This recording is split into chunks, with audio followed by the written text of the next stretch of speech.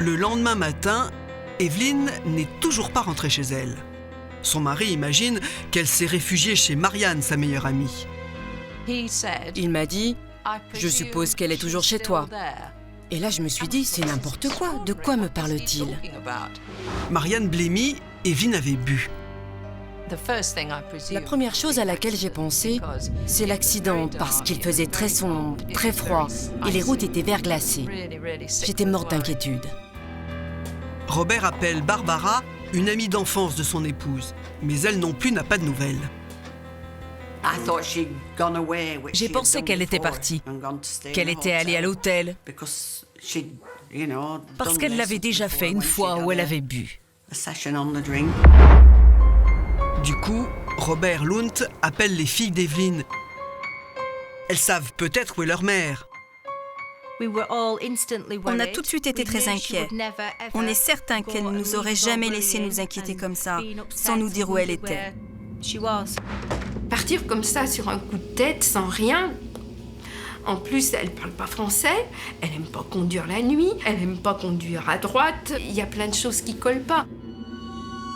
Qu'Evelyn Lunt ne dise pas à son mari où elle se trouve, soit ils se sont disputés.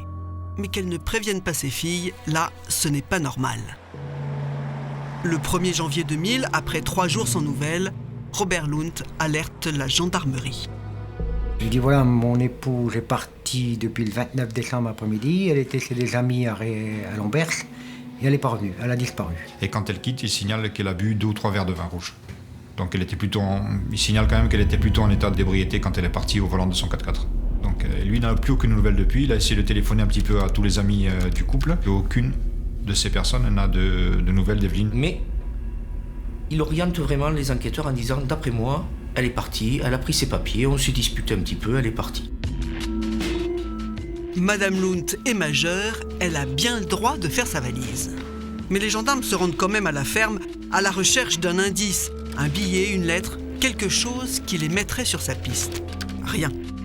Alors, ils établissent une RIF, une recherche dans l'intérêt des familles. Ils vérifient aussi les listings d'avions et les départs de bus pour l'Angleterre. Aucune trace d'Evelyn Lunt.